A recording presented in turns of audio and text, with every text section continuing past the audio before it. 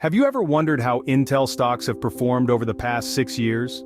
Imagine if you had invested $1,000 into Intel back in 2018. Fast forward to March 2024, and that investment would be worth $941. That's a 6% decrease over this period. Quite disappointing, isn't it? Especially considering that we're talking about a leading semiconductor company. Now, what could have been the reason for such disappointing returns? Let's delve into the financials of Intel to understand this. Let's take a look at Intel's revenue over these years. In 2023, Intel's revenue clocked in at $54 billion, representing a negative 5% compound annual growth rate from 2018. The annual revenue growth fluctuated during this period, with a 1% increase from 2018 to 2019, an 8% rise in 2020, a modest 1% uptick in 2021, but then a stark decline of 20% in 2022, followed by a 14% decrease in 2023. The revenue structure of Intel is diverse and distributed across various segments. 54% comes from client computing, 29% is contributed by data center and AI, 11% from network and edge, 4% from Mobileye, and 2% from other segments. Geographically, China contributes 28% of the revenue, followed by the United States with 26%. Singapore and Taiwan contribute 16% and 13% respectively, while the remaining 18% comes from other regions. This detailed breakdown paints a broader picture of Intel's revenue stream, highlighting the importance of each segment and its geographical distribution. However, the significant decline in revenue during 2021 to 2023, due to various factors, is a major concern. This downturn, which has affected Intel's overall financial performance, is a major factor to consider in our analysis. Now let's shift our focus to Intel's profit margins and expenses. First, we'll look at the gross profit margin, a key indicator of a company's financial health. In 2023, Intel's gross profit margin was 40%. Comparing this to the 5-year average of 52%, we see a significant decrease. This decrease can be attributed to various factors, including changes in cost of goods sold, pricing strategy, or even market competition. Next up, we have the net profit margin, another essential measure of profitability. In 2023, Intel's net profit margin was a meager 3%. This is a steep drop compared to the 5-year average of 21%. So, what's causing this vast difference between the gross profit margin and the net profit margin? The answer lies in the company's expenses, specifically their research and development or R&D costs. By 2023, the ratio of R&D expenses to revenue had escalated to 30%, up from 19% in 2018. In other words, Intel has been investing heavily in R&D, which has eaten into their net profits. Now you may be wondering, why would a company increase its R&D costs to such an extent that it impacts its net profit margin? Well, in a highly competitive industry like semiconductors, innovation is the key to survival. Companies need to continuously develop and improve their products to stay ahead of the competition. So, while these increased R&D expenses might be impacting Intel's profit margins in the short term, they represent the company's commitment to long-term growth and competitiveness. It's an investment in the future, with the expectation that these research and development efforts will pay off with better products, leading to increased sales and ultimately higher profits.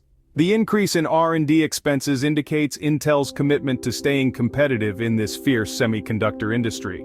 Let's now examine Intel's balance sheet and liquidity ratios. First off, let's talk about total assets. In 2023, Intel's total assets were a whopping $192 billion, an increase from the previous year's $182 billion. But what about net assets? Well, in 2023, Intel's net assets were $110 billion, up from $103 billion in 2022. Why are these figures important? They give us a snapshot of Intel's overall financial health and the value of what it owns.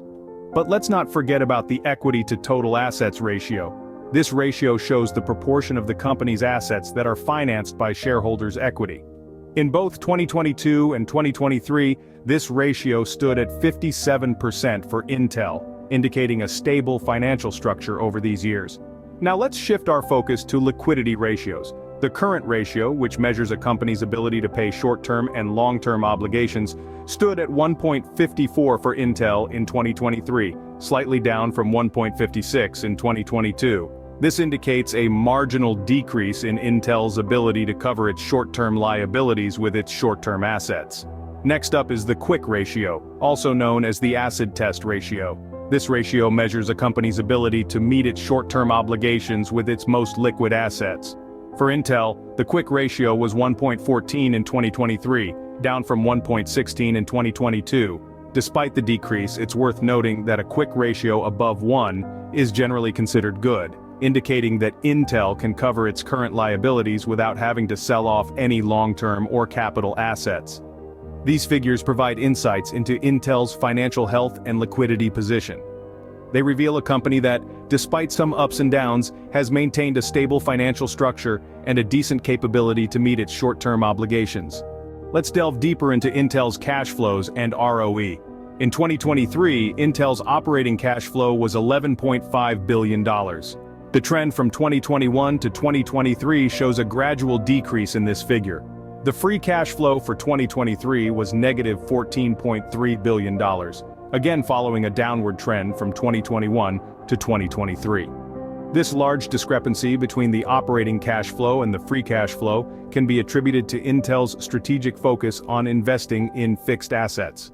Why has Intel been investing heavily in fixed assets, you may ask? As a leader in the fiercely competitive semiconductor industry, Intel is constantly seeking to enhance its competitive edge. Investing in fixed assets like factories and production lines is a key part of this strategy, as it enables the company to stay ahead of the curve in the rapidly evolving world of semiconductors.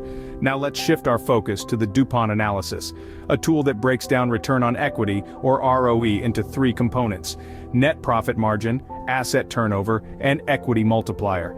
The DuPont analysis for Intel in 2023 reveals an ROE of 2%, a net profit margin of 3%, an asset turnover of 0.28, and an equity multiplier of 1.75. Comparatively, in 2022, Intel's ROE was 8%, the net profit margin was 13%, the asset turnover was 0.35, and the equity multiplier was 1.77. This analysis highlights the decrease in ROE from 2022 to 2023, which can be attributed to reduced profitability and efficiency in asset utilization. Intel's focus on fixed asset investments and the DuPont analysis results provide a clearer picture of its financial management. Understanding these aspects is crucial to making informed investment decisions. So, keep these factors in mind as we move forward in our exploration of Intel's financial landscape. Now, let's summarize our findings on Intel's financial performance. Over the last 6 years, we've seen a decline in Intel's revenue and net profit. From 2018 to 2023, their revenue has grown at a negative compound annual growth rate of 5%. This decline is primarily attributed to significant revenue drops in the years 2021 to 2023. Similarly, the net profit has also seen a downward trajectory with an annual compound growth rate of negative 40% over the same period. The main culprit for this decline is the increase in Intel's research and development expenses, which shot up from 19% in 2018 to 30% in 2023. On the brighter side, Intel's balance sheet looks quite healthy. Their total assets in 2023 were $192 billion, a growth from $182 billion in 2022. Their net assets also increased from $103 billion in 2022 to $110 billion in 2023, maintaining a stable equity to total assets ratio of 57%. Liquidity ratios like the current ratio and quick ratio remained fairly consistent over the years, hovering around 1.5 and 1.1 respectively. However, Intel's operating cash flows have been declining, and their free cash flow turned negative in 2023, primarily due to heavy investments in fixed assets. The DuPont analysis reveals a decrease in Intel's return on equity from 8% in 2022 to 2% in 2023, driven by a decrease in net profit margin and asset turnover. In summary, while Intel has faced challenges in revenue and profitability, they have a solid balance sheet and have been investing significantly in research and development, which could potentially yield positive results in the future. However, their declining cash flows and return on equity suggest some areas of concern. Understanding these financial aspects can help investors make informed decisions about their investments in Intel.